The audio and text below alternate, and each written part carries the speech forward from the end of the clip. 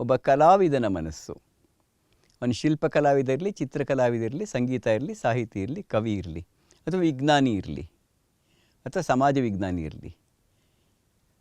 Out of ಏರಿ nothing ಕಟ್ಟೋದು, Shakespeare ಆ ಮಾತನ್ನ ಬಳಸ್ತಾನೆ. ಔಟ್ ಆಫ್ ಏರಿ ನಥಿಂಗ್ ತೊಗೊಂಡ್ಬಿಟ್ಟು ಅದಕ್ಕೆ ಒಂದು ಲೋಕಲ್ ಹೆಬಿಟೇಷನ್ ಆ್ಯಂಡ್ ನೇಮ್ ಅಂತ ಕೊಡ್ತಾನೆ. ಅದಕ್ಕೊಂದು ವಸತಿ ಗೃಹವನ್ನು ಕಲ್ಪಿಸ್ಕೊಡುತ್ತಲ್ಲ ಗಾಳಿಲಿರ್ತಕ್ಕಂಥ ಸಂಗತಿಗಳನ್ನ. ಇದು ಹೇಗೆ ಸಾಧ್ಯ ಆಗುತ್ತೆ? ಆ ಕಟ್ಟೋ ಮನಸ್ಸು ಯಾವ ಥರ ಇರುತ್ತೆ? ಈ ಕುತೂಹಲ ಕಟ್ಟೋರ್ಗೂ ಇರಬೇಕು, ಅದನ್ನ ಗಮನಿಸೋರ್ಗೂ ಇರಬೇಕು. ಕಲಾವಿದನ ಮನಸ್ಸು ಕೆಲಸ ಮಾಡುವ ಬಗೆ ಹೇಗೆ?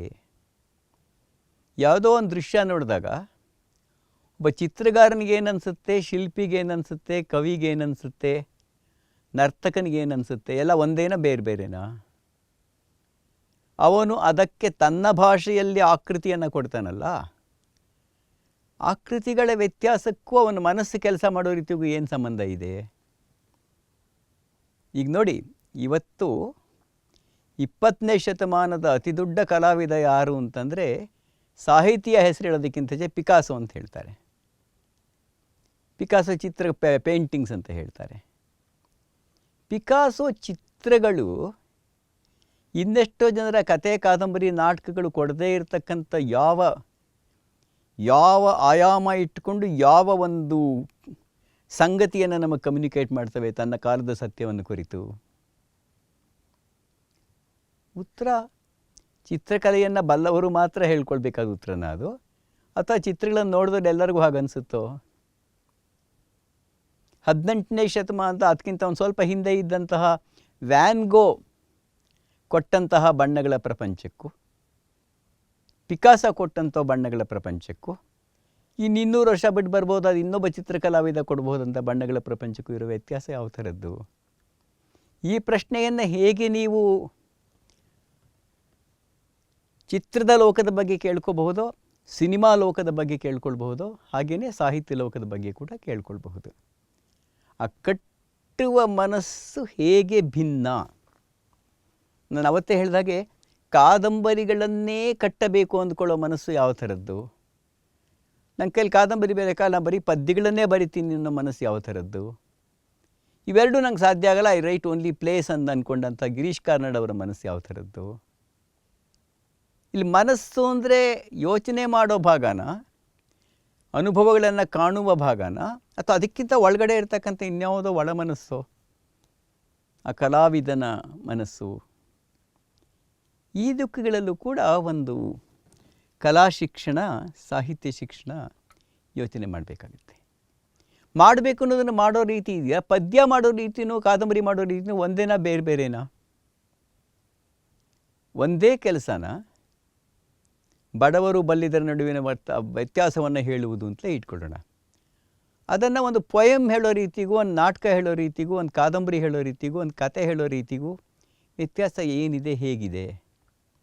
ಕುವೆಂಪು ಅವರು ಧನ್ವಂತರಿಯ ಚಿಕಿತ್ಸೆ ಅನ್ನೋ ಕಥೆನೂ ಬರೀತಾರೆ, ಕಲ್ಕಿ ಅನ್ನೋ ಪದ್ಯನೂ ಬರೀತಾರೆ, ಜಲಗಾರ ಅನ್ನೋ ನಾಟಕನೂ ಬರೀತಾರೆ, ಕಾದಂಬರಿಯಲ್ಲೂ ಬಡವರ ಬಗ್ಗೆ ಬರೀತಾ ಹೋಗ್ತಾರೆ. ಈ 4ರಲ್ಲೂ ಇರತಕ್ಕಂಥ ಚಿತ್ರಗಳು ಆಯಾ ಪ್ರಕಾರದ ಮಿತಿಗಳಿಗೆ ಅಥವಾ ಶಕ್ತಿಗಳಿಗೆ ಅನುಗುಣವಾಗಿ ಬದಲಾವಣೆ ಆಗ್ತಾ ಹೋಗುತ್ತಾ? What is the common item element and what are different elements? ಇವು ಕೂಡ ಸಾಹಿತ್ಯವನ್ನು ಓದುವವನು ಕೇಳ್ಕೊಳ್ಬಹುದಾದ ಪ್ರಶ್ನೆಗಳಲ್ವಾ? ಸಾಹಿತ್ಯದ ಬಗ್ಗೆ ಮಾತಾಡೋದು ಅಂದರೆ ಕೇವಲ ಸಾಹಿತಿಗಳ ಬಗ್ಗೆ ಮಾತಾಡೋದಲ್ಲ, ಸಾಹಿತ್ಯ ಚರಿತ್ರೆಯ ಬಗ್ಗೆ ಮಾತಾಡೋದಲ್ಲ, ಸಾಹಿತ್ಯ ವಿಮರ್ಶೆ ಮಾಡೋದು ಮಾತ್ರ ಅಲ್ಲ, ಸಾಹಿತ್ಯದ ಬಗ್ಗೆನೇ ಈ ರೀತಿ ಕೆಲವು ಮೂಲಭೂತ ಪ್ರಶ್ನೆಗಳನ್ನು ಕೇಳ್ಕೊಳ್ಬಹುದಲ್ವಾ, ಕೇಳ್ಕೋಬೇಕಲ್ವ ನಾವು ಅಂತನ್ನೋದು. ಕೊನೆಗೂ ಕವಿತೆ ಅಂದ್ರೇನು, ಅದರ ವಿಶಿಷ್ಟ ಲಕ್ಷಣ ಏನು ಅಂತ ಕೇಳ್ಕೊಂಡು ಹೊರಟ್ರೆ ಸಿಗ್ತಕ್ಕಂಥ ಉತ್ತರಗಳು ಯಾವುದು? ಬೇಂದ್ರೆ ಅಂತ ಕವಿ ನಾದಲಿ ನಾವು ಅರ್ಥದಿಂದ ಹೊರಡ್ತೀವ, ಶಬ್ದದಿಂದ ಹೊರಡ್ತೀವ ಅನ್ನೋದು ಬಹಳ ಮುಖ್ಯವಾದ ಒಂದು ಪ್ರಶ್ನೆ ಅಂತ ಕಾಣುತ್ತೆ. ಒಬ್ಬ ಕವಿಯಾದವನು ಒಂದು ಕವಿತೆ ಬರಿಬೇಕಾದ್ರೆ ಅರ್ಥದಿಂದ, ಅರ್ಥ ಗೊತ್ತಿದ್ಕೊಂಡು ತಿಳ್ಕೊಂಡು ಇದನ್ನು ಡಿಸ್ಕ್ರೈಬ್ ಮಾಡಬೇಕು ಅಂತ ಹೊರಡ್ತಾನ, ಅಥವಾ ಯಾವುದೋ ಒಂದು ಭಾಷಿಕವಾದ ಆಯಾಮ, ಒಂದು ಸಂಗತಿ ಹೊಳೆದು, ಒಂದು ಸಾಲು ಹೊಳೆದು ಆ ಸಾಲಿಂದನೇ ಇಡೀ ಕವಿತೆ ಹುಟ್ಕೋತಾ ಹೋಗುತ್ತೋ? ಶಬ್ದ ಅರ್ಥವನ್ನು ಕಟ್ಟುತ್ತೋ, ಅರ್ಥ ಶಬ್ದವನ್ನು ಕಟ್ಟುತ್ತೋ? ನನ್ನ ಗುರುಗಳಾದ ಶಿವರುದ್ರಪ್ಪನವರು ಒಂದು ಪದ್ಯ ಬರೀತಾರೆ. ರಾತ್ರಿ ಕನಸಲ್ಲಿ ಇದ್ದಕ್ಕಿದ್ದಾಗೆ ಒಂದು ಸಾಲು ಕಾಣಿಸ್ಕೋತು, ಆ ಸಾಲಿನ ಬಾಲ ಹಿಡ್ಕೊಂಡು ಹೊರಟ್ರೆ ಒಂದು ಇಡೀ ಪದ್ಯ ಬಂತು ಅವರಿಗೆ. ಕನಸಿನಿಂದ ಕನಸಿಗೆ ಅಂತಲೇ ಒಂದು ಪದ್ಯ ಇದೆ ಅದು. ಆ ಮೊದಲನೇ ಸಾಲು ನನಗೆ ಕನಸಿನಲ್ಲಿ ಕಂಡ ಸಾಲು ಅಂತ ಹೇಳ್ತಾರೆ ಮೇಷ್ಟ್ರು. ಬೇಂದ್ರೆನೂ ಅಷ್ಟೇ.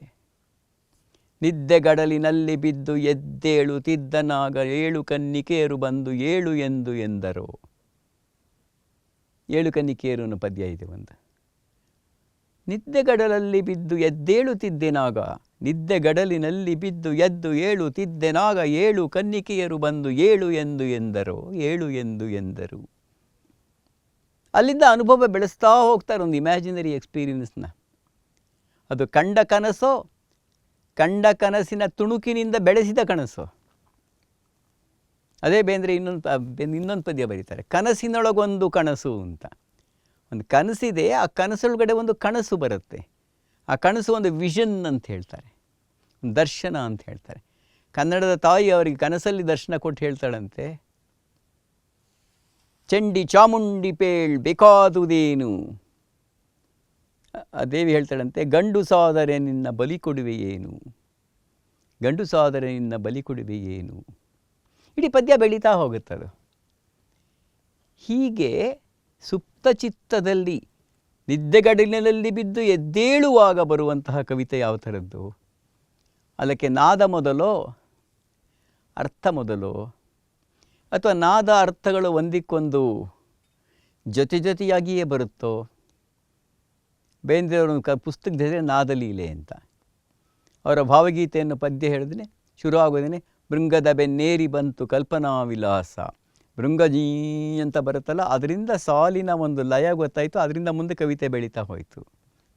ಭೃಂಗದ ಬೆನ್ನೇರಿ ಬಂತು ಕಲ್ಪನಾ ವಿಲಾಸ, ಮಸೆದ ಗಾಳಿ ಪಕ್ಕ ಪಡೆಯುತ್ತಿತ್ತು ಸಹಜ ಪ್ರಾಸ. ಹಿಗ್ಗಬೀರಿ ಹಿಗ್ಗಲಿತ್ತು ತನ್ನ ತಾನೇ ಪ್ರೀತ. ಅರ್ಥ ಇಲ್ಲ ಸ್ವಾರ್ಥ ಇಲ್ಲ ಬರಿಯ ಭಾವಗೀತ ಅಂತ ಮುಕ್ತಾಯ ಆಗುತ್ತದೆ. ಅಲ್ಲೂ ನೋಡಿ, ಅರ್ಥ ಇಲ್ಲ ಸ್ವಾರ್ಥ ಇಲ್ಲ ಬರಿಯ ಭಾವಗೀತ. ಅಲ್ಲಿ ಪದ ಏನು ಮಾಡುತ್ತೆ, ನಮಗೆ ಗೊತ್ತಿಲ್ಲದೆ ಇರೋ ಒಂದು ಅರ್ಥ ತಕ್ಷಣ ಹುಟ್ಟಿಸ್ಕೊಳ್ಳುತ್ತೆ. ಅದೆಂಥದ್ದು ನೋಡಿ, ಅರ್ಥ ಇಲ್ಲ ಸ್ವಾರ್ಥ ಇಲ್ಲ ಬರಿಯ ಭಾವಗೀತ ಅಂದರೆ ಏನನ್ನ ತಕ್ಷಣ ಏನನ್ಸುತ್ತೆ? ಸ್ವಾರ್ಥ ಅಂದರೆ ಏನನ್ಸುತ್ತೆ ನಮಗೆ? ಸ್ವಾರ್ಥ ನಮ್ಗೆ ಗೊತ್ತಿರೋ ಪದ ಸೆಲ್ಫಿಶ್ನೆಸ್ ಒಂದೇ. ಕವಿತೆ ಒಳಗಡೆ ಅರ್ಥ ಇಲ್ಲ, ಮೀನಿಂಗ್ ಇಲ್ಲ, ಸ್ವಾರ್ಥ ಇಲ್ಲ, ಸೆಲ್ಫಿಶ್ನೆಸ್ ಇಲ್ಲ ಅಂತ ಓದ್ಕೋಬೇಕಾದನ್ನ. ಬೇಂದ್ರೆ ಒಂದು ಚೂರು ಬದಲಾವಣೆ ಮಾಡಿರ್ತಾರೆ. ಅರ್ಥ ಇಲ್ಲ, ಸ್ವ ಅರ್ಥ ಇಲ್ಲ. ಅದಕ್ಕೆ ತನ್ನದೇ ಅನ್ನೊಂದು ಅರ್ಥ ಇಲ್ಲ, ನೀವು ಕೊಟ್ಕೊಂಡ ಅರ್ಥ ಅನ್ನೋದು ಪಡ್ಕೊಳ್ತಾ ಹೋಗುತ್ತೆ. ಅದೊಂದು ರೀತಿ ಕಾಮರೂಪಿ ಒಂದು ಕವಿತೆ ಅಂತ ಅನ್ನೋದು. ಕಾಮರೂಪಿ ಅಂದರೆ ಯಾವ ರೂಪವನ್ನು ಬೇಕಾದರೆ ಪಡೀಬಲ್ಲದು ಕವಿತೆ. ನೀನು ಕೊಟ್ಟ ಅರ್ಥ, ನಾನು ಅವತ್ತು ಹೇಳಿದಾಗೆ, ಅರ್ಥ ಎನ್ನುವುದು ಇಟ್ಟ ಸಂಗತಿಯೋ, ಅರ್ಥ ಎನ್ನುವುದು ಕೊಟ್ಟ ಸಂಗತಿಯೋ, ಅರ್ಥ ಅನ್ನುವುದು ನಾವು ಕಟ್ಟಿಕೊಳ್ಳುವ ಸಂಗತಿಯೋ? ಅರ್ಥ ಕೊಟ್ಟದ್ದು ಅಂದರೆ ಕವಿ ಅರ್ಥ, ಅರ್ಥ ಇಟ್ಟದ್ದು ಅಂದರೆ ಕವಿತೆ ಅರ್ಥ, ಅರ್ಥ ಕಟ್ಟಿಕೊಳ್ಳೋದು ಅಂದರೆ ನನ್ನ ಅರ್ಥ. ಅದು ಈ ಮೂರು ಇರುತ್ತೋ, ಅರ್ಥವಿಲ್ಲ ಸ್ವಾರ್ಥವಿಲ್ಲ ಬರಿಯ ಭಾವಗೀತ. ಹಿಗ್ಗಬೀರಿ ಹಿಗ್ಗಲಿತ್ತು ತನ್ನ ತಾನೇ ಪ್ರೀತ. ಹಿಗ್ಗಬೀರಿ ಅಂದರೆ ಸಂತೋಷ ಕೊಡೋದು. ಹಿಗ್ಗಲಿತ್ತು ಅಂದರೆ ಏನು? ತಕ್ಷಣ ಆ ಪದದ ಇನ್ನೊಂದು ಅರ್ಥ ಹೊಳೆಯುತ್ತೆ ನಮಗೆ. ಹಿಗ್ಗಲಿತ್ತು, ಹಿಗ್ಗೋದು ಮತ್ತು ಕುಗ್ಗೋದು ಅಂತೀವಿ ನೋಡಿ. ಹಿಗ್ಗೋದು ಅಂದರೆ ಬರೀ ಸಂತೋಷ ಪಡೋದು ಮಾತ್ರ ಅಲ್ಲ, ಹಿಗ್ಗೋದು ಅಂದರೆ ವಿಶಾಲವಾಗೋದು, ದೊಡ್ಡದಾಗ್ತಾ ಹೋಗೋದು. ಆ meaning of A poem expands with time, expands with reader, expands with different contacts, in different contacts. ಇದು ಹಿಗ್ಗಲಿತ್ತು, ಹಿಗ್ತಾ ಹೋಗುತ್ತೆ, ಇದು ದೊಡ್ಡದಾಗ್ತಾ ಹೋಗುತ್ತೆ, ಬೆಳೀತಾ ಹೋಗುತ್ತೆ. ಬೆಳೆಯೋದ್ರಿಂದನೇ ಉಳಿಯುತ್ತದು. ಬೆಳೆಯದ ಕವಿತೆ ಉಳಿಯೋದಿಲ್ಲ, ನೆನ್ಪಿಟ್ಕೊಳ್ಳಿದ್ನ. ಬೆಳೆಯದ ಕವಿತೆ ಉಳಿಯೋದಿಲ್ಲ, ಕವಿತೆ ಬೆಳೀತಾ ಹೋದರೆ ಅದು ಉಳಿಯೋದು. 20ನೇ ಶತಮಾನಕ್ಕೆ ಪ್ರಸ್ತುತವಾಗುವ ಹಾಗೆ ಒಂದು ಬೆಳೆಯುತ್ತೆ ಬಸವಣ್ಣವ್ರ ವಚನ. ಇನ್ನು 500 ವರ್ಷ ಬಿಟ್ಟು ನೋಡಿದ್ರೆ 25ನೇ ಶತಮಾನಕ್ಕೆ ಪ್ರಸ್ತುತವಾಗಿಯೂ ಅದು ಬೆಳೀಬಹುದು. ಬೆಳೆಯುವ ಕವಿತೆ ಉಳಿಯುತ್ತೆ, ಬೆಳೆಯದ ಕವಿತೆ ಕೊಳೆಯುತ್ತೆ ಅಷ್ಟೇ. ತುಂಬ ಸರಳವಾಗಿ ಹೇಳಬೇಕು ಅಂತ ಅನ್ನೋದಾದರೆ ಈ ಬೆಳೆಯುವಿಕೆ ಎಲ್ಲಿ ನಡೆಯುತ್ತೆ ಅಂದರೆ ಓದೋರ ಮನಸ್ಸಲ್ಲಿ ನಡೀತಾ ಹೋಗಬೇಕು. ಈ ಓದೋರ ಮನಸ್ಸು ಯಾರ್ದು? ನನ್ನ ಮನಸ್ಸು, ನಿಮ್ಮ ಮನಸ್ಸು, ಇಲ್ಲಿರೋ ಎಲ್ಲರ ಮನಸ್ಸು. ಇದು ಸಾಹಿತ್ಯ ಶಿಕ್ಷಣ ಅಂತ ನಾನು ಅಂದ್ಕೊಂಡಿದ್ದೀನಿ. ಹೀಗೆ ಕವಿತೆಗೆ ನಾದ ಶರೀರ ಇದೆ, ಲಯ ಇದೆ. ಲಯ ಅತಿ ಚಂದ. ಲಯ ಅಂದರೆ ಅದು ಲ್ಯಾಂಗ್ವೇಜ್ ಇನ್ ಮೂಮೆಂಟ್ ಅಂತ ಹೇಳ್ಬೋದು. ಭಾಷೆಯು ಚಲಿಸುವ ರೀತಿ. ನಾವು ದಿನನಿತ್ಯ ಆಡೋ ಮಾತಲ್ಲಿ ಪೊಯಿಟ್ರಿ ಇರಲ್ಲ, ಅಥವಾ ಕಂಡ್ಕೋಬೇಕು, ಅದನ್ನ ಕಟ್ಕೋಬೇಕು. ಬಟ್ ಪದ್ಯ ಏನು ಮಾಡುತ್ತೆ, ಅದೊಂದು ರೀತಿಯ ಹೇಳ್ತಾರೆ ಮಾತಾಡೋದನ್ನ ಗದ್ಯ ಅನ್ನೋದನ್ನು ನಡೆಯೋದು, ಪದ್ಯ ಅನ್ನೋದು ಕುಣಿಯೋದು ಅಂತ ಒಂದು ಮಾತು ಹೇಳ್ತಾರೆ ಒಬ್ಬ ಕವಿ. Poetry is dancing and prose is walking ಅಂತ. ಈ ಡಾನ್ಸಿಂಗ್ಗೆ ಒಂದು ರಿದಮ್ ಇದೆ, ಲಯ ಇದೆ. ಆ ಲಯ ಚೇಂಜ್ ಆಗ್ತಾ ಹೋಗ್ಬೋದು. ಅಡಿಯ ಗೆಜ್ಜೆ ನಡುಗೆ ಹೆಜ್ಜೆ ಇಡುತ್ತಾ ಸುಗ್ಗಿ ಬರುತ್ತಿದೆ. ಇದು ಪುಟ್ ಪದಗಳ ಒಂದು ಲಯ ಇದು. ಅಡಿಯ ಗೆಜ್ಜೆ ನಡುಗೆ ಹೆಜ್ಜೆ ಇಡುತ್ತಾ ಸುಗ್ಗಿ ಬರುತ್ತಿದೆ. ಅಥವಾ ಇನ್ನೊಂದು ಸಾಲ ತಗೊಳ್ಳಿ. ತಾಯೇ ಬಾರ ಮೊಗವ ತೋರ ಕನ್ನಡಿಗರ ಮಾತೆಯೇ. ಆ ಮೊದಲನೇ ಪದ್ಯಕ್ಕೂ ಈ ಪದ್ಯಕ್ಕೂ ತುಂಬ ಸಿಮಿಲಾರಿಟಿ ಇದೆ, ಯಾಕೆಂದರೆ ಎರಡು ಒಂದೇ ಲಯವನ್ನು ಬಳಸುತ್ತೆ. ಅಡಿಯ ಗೆಜ್ಜೆ ನಡುಗೆ ಹೆಜ್ಜೆ ಇಡುತ್ತಾ ಸುಗ್ಗಿ ಬರುತ್ತಿದೆ. ಹಾಗೆಯೇ ತಾಯೇ ಬಾರ ಮೊಗವ ತೋರ ಕನ್ನಡಿಗರ ಮಾತೆಯೇ. ಇಡೀ ಪದ್ಯ ಬಾಯಲ್ಲೇ ಹೇಳಬಲ್ಲೆ ಹಾಗೆ ಬೇಕು ಅಂತಂದರೆ. ಅದಕ್ಕೆ ಬೇರೆ ಒಂದು ಲಯ ಬೇಕು ಅನ್ನೋದಾದರೆ, ಎಲ್ಲಿ ಭೂರಮೆ ದೇವ ಸನ್ನಿಧಿ ಬಯಸಿ ಬಿಮ್ಮನೆ ಬಂದಳು, ಎಲ್ಲಿ ತೊಳಕಾವೇರಿ ಕೊಡಗಿನ ಗಮ್ಮಿನಿಂದಲೇ ನಿಂದಳು. ಇದನ್ನು ನೀವು ಅಡಿಯ ಗೆಜ್ಜೆ ಥರ ಹೇಳೋಕೆ ಹೋಗಿ ನೋಡೋಣ. ಇಲ್ಲ, ಕೊಡಗಿನ ಬಗ್ಗೆ ಬರೆದಿರೋ ಪದ್ಯ ಅದು. ಎಲ್ಲಿ ತಲಕಾವೇರಿ ಶುರು ಮಾಡ್ಕೊಂಡು ಹೋಗ್ತಾ ಇರುತ್ತೆ. ಇನ್ನೊಂದು ಪದ್ಯ ಇನ್ನೊಂದು ಅದೇ ಥರ ಇರುತ್ತೆ. ಅಥವಾ ಅಡಿಗರ ಭೂಮಿಗೆ ತಗೊಂಡ್ರೆ, ಅಥವಾ ಬಾ ಪಾಲ್ಗುಣ ದರ್ಶನಕ್ಕೆ ಅಂತ ಕುವೆಂಪು ಬರೀತಾರೆ. ಅಡಿಗರು ಹೆಳವನ ಹೆಗಲ ಮೇಲೆ ಕುರುಡ ಕುಳಿತಿದ್ದಾನೆ, ದಾರಿ ಸಾಗುವುದೆಂತ ನೋಡಬೇಕು. ಯಾವ ಮೋಹನ ಮುರಳಿ ಕರೆಯಿತು ದೂರ ತೀರಕ್ಕೆ ನಿಂದನು.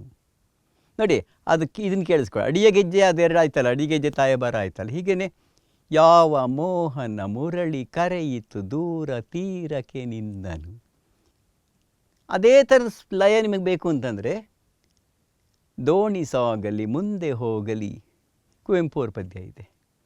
ಹಸಿರು ಜೋಳದ ಹೊಲದ ಗಾಳಿಯು ಬೀಸಿ ಮೆಲ್ಲನೆ ಬರುತ್ತಿದೆ, ಹುದುಗಿ ಹಾದುವ ಮತ್ತ ಕೋಕಿಲ, ಹಿಂಗೆ ಬೆಳೀತಾ ಹೋಗುತ್ತೆ. ಅಂದರೆ ಪಂಪನಿಂದ ಶುರು ಮಾಡಿಕೊಂಡು ಇವತ್ತಿನವರೆಗೆ ಪದ್ಯ ಅದಕ್ಕೆ ತನ್ನದೇ ಆದ ಲಯಗಳ ವಿನ್ಯಾಸ ಇರುತ್ತೆ. ಈ ಲಯ ಬಿಟ್ಟು ಬರಿಬೇಕು ಅಂತ ಹೊರದಾಗಲೂ ಅದಕ್ಕೆ ಲಯ ಇರುತ್ತೆ. ಲಯ ಅನ್ನೋದ್ರಿಂದ ಬಿಡದೇ ಇರತಕ್ಕಂಥ ಒಂದು ನಂಟ ಈ ಕವಿತೆಗೆ. ಇದು ಲಯದ ಶರೀರ. ಅದಾದಮೇಲೆ ಅರ್ಥ ಇದೆ. ಅರ್ಥ ಏನಾಗುತ್ತೆ, ಲಯದ ಜೊತೆಯಲ್ಲಿಯೇ ಹುಟ್ಕೊಳ್ಳುತ್ತೆ, ನಾದದ ಜೊತೆಯಲ್ಲೇ ಹುಟ್ಕೊಳ್ಳುತ್ತೆ. ಅದು ಹಿಂಟ್ ಮಾಡ್ತಾ ಹೋಗುತ್ತೆ. ಮಕ್ಕಳಿವರೇ ನಮ್ಮ ಮಕ್ಕಳಿವರೇ ನಮ್ಮ ಮಕ್ಕಳಿವರೇ 33 ಕೋಟಿ ಬೇಂದ್ರೆ ಬರೀತಾರೆ. ಮಕ್ಕಳಿವರೇ ನಮ್ಮ ಮಕ್ಕಳಿವರೇ ನಮ್ಮ ಮಕ್ಕಳಿವರೇ 33 ಕೋಟಿ. ಕೋಪದಲ್ಲಿ ಬರೀತದೆ ಆಕೆ. ಭಾರತ ಮಾತೆ ಹೇಳ್ತಿದ್ದಾಳೆ ಅಂತ ಇನ್ನು ಕಲ್ಪನೆ. ಮಕ್ಕಳಿವರೇ ನಮ್ಮ ಮಕ್ಕಳಿವರೇ ಮಕ್ಕಳಿವರೇ ನಮ್ಮ 33 ಕೋಟಿ. ಸೂಲಗಳು 33 ಕೋಟಿ ಬಿಡ್ತಾರೆ. ಸೂಲ ಅಂದರೆ ಸೂಲ್ಗಿತ್ತಿ ಪದ ನೆನಪು ಮಾಡಿಕೊಂಡು ಹೆರಿಗೆ ಅಂತಾಗುತ್ತೆ. ತಕ್ಷಣ ಜಂಪ್ ಆಗಿಬಿಟ್ಟು ಶೂಲಗಳು ಅಂತಾಗುತ್ತೆ. ಈ ಮಕ್ಕಳ ಥರ ಇಲ್ಲದೇ ಇದ್ಮೇಲೂ ಶೂಲಗಳೇನು ನನ್ನ ಕೊಲ್ತಾ ಇದೆ. ಈ ಮಕ್ಕಳು ನನ್ನ ಸ್ವಾತಂತ್ರ್ಯಕ್ಕೋಸ್ಕರ ಬಿಡುಗಡೆಗೋಸ್ಕರ ಏನು ಪ್ರಯತ್ನ ಪಡ್ತಾನೇ ಇಲ್ಲ. 33 ಕೋಟಿ 33 ಕೋಟಿ.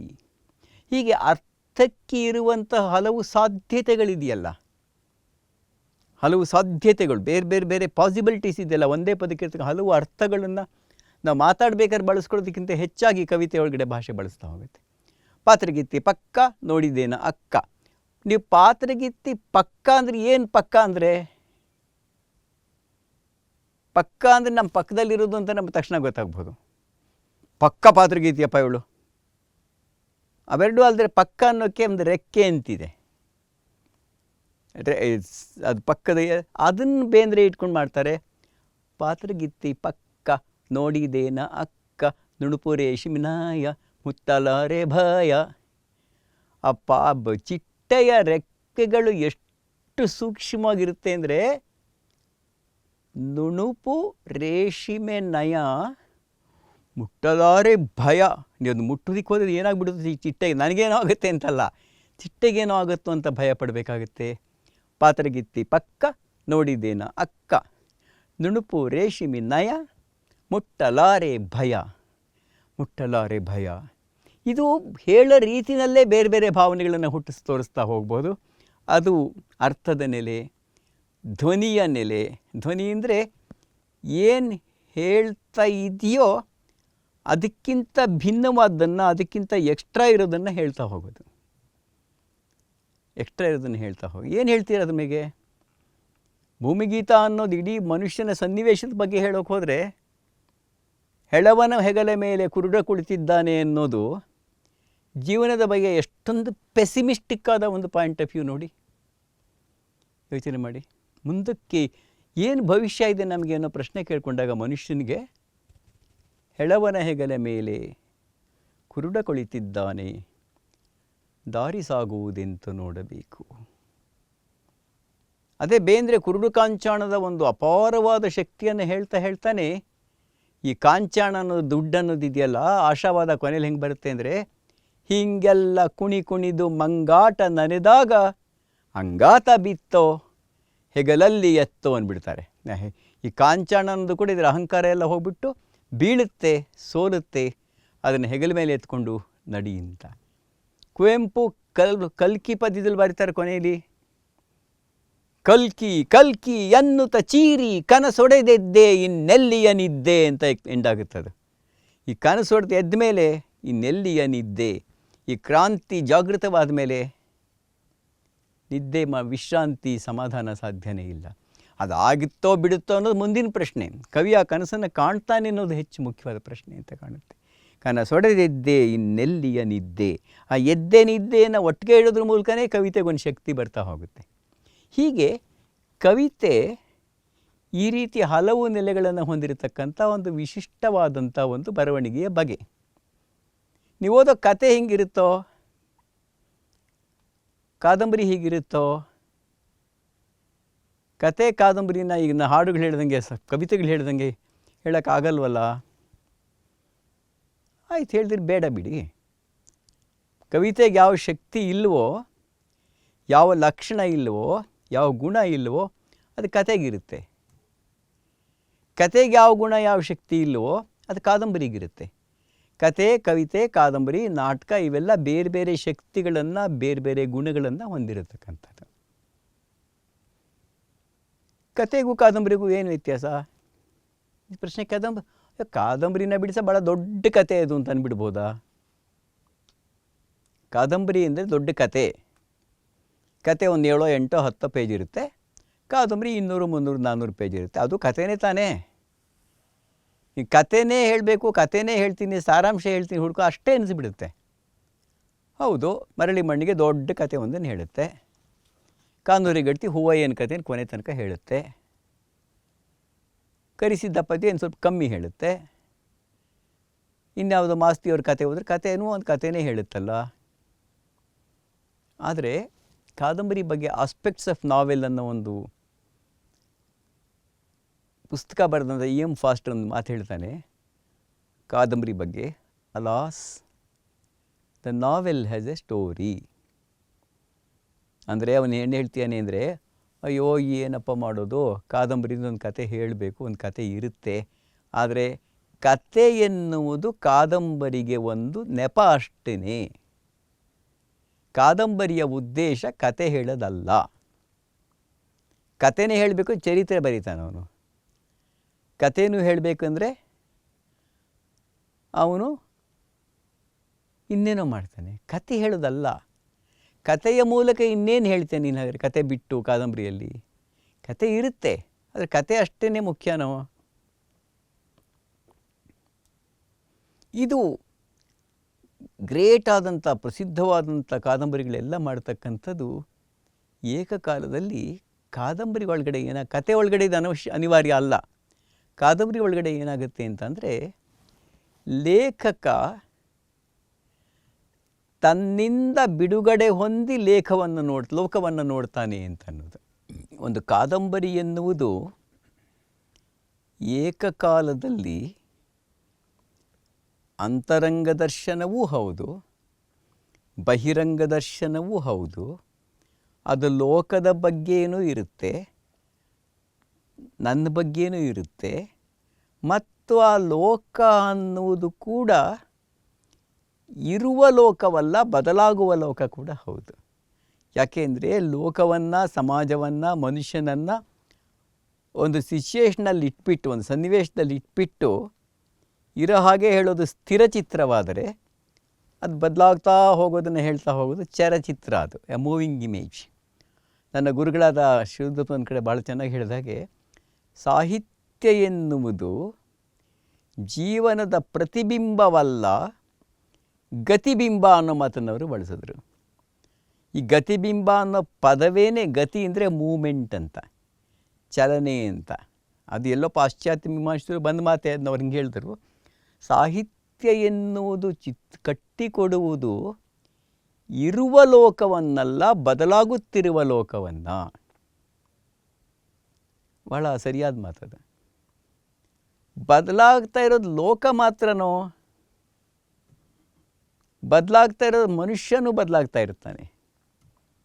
ಲೋಕವನ್ನು ಕಟ್ಟಿಕೊಡ್ತಾ ಇರ್ತಕ್ಕಂಥ ಮನುಷ್ಯನೂ ಬದಲಾಗ್ತಾ ಹೋಗ್ತಾ ಇರ್ತಾನೆ. ಅವಾಗೇನಾಗುತ್ತೆ? ಬದಲಾಗ್ತಾ ಇರೋ ಲೋಕವನ್ನು ಕಟ್ಟಿಕೊಡ್ತಕ್ಕಂಥ ಮನುಷ್ಯ ತಾನೇ ಬದಲಾದಾಗ ಏನಾಗುತ್ತೆ ಅಂದರೆ ಅವನು ಕಟ್ಟೋ ಲೋಕ ಇನ್ನೊಂದೇ ಲೋಕ ಆಗಿರುತ್ತೆ.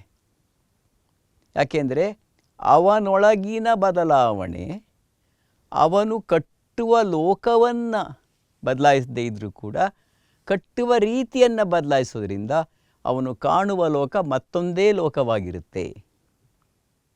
ಅವನು 2 ಹಂತಗಳಲ್ಲಿ ಕಾಣುವ ಲೋಕಗಳ ನಡುವೆ ಬದಲಾವಣೆ ಇರ್ಬೋದು, ವ್ಯತ್ಯಾಸ ಇರ್ಬೋದು, ಆದ್ರೂ ಅದು ಒಂದೇ, ಒಂದು ಮುಂದುವರಿಕೆ ಆಗಿರುತ್ತೆ, ಬೇರೆನೂ ಆಗಿರುತ್ತೆ. ಸಾಮ್ಯ ಇರ್ಬೋದು, ಆದರೂ ಬೇರೆ ಆಗಿರುತ್ತೆ. ಅದರಿಂದನೇ ಕುವೆಂಪು ಅವರು ಕಾನೂರು ಹೆಗ್ಗಡತಿಯಲ್ಲಿ ಕಟ್ಟಿಕೊಟ್ಟ ಲೋಕ ಮತ್ತು ಮಲೆಗಳಲ್ಲಿ ಮದುಮಗಳು ಕಾದಂಬರಿಯಲ್ಲಿ ಕಟ್ಟಿಕೊಟ್ಟ ಲೋಕ ಒಂದೇನಾ, ಬೇರೆನಾ?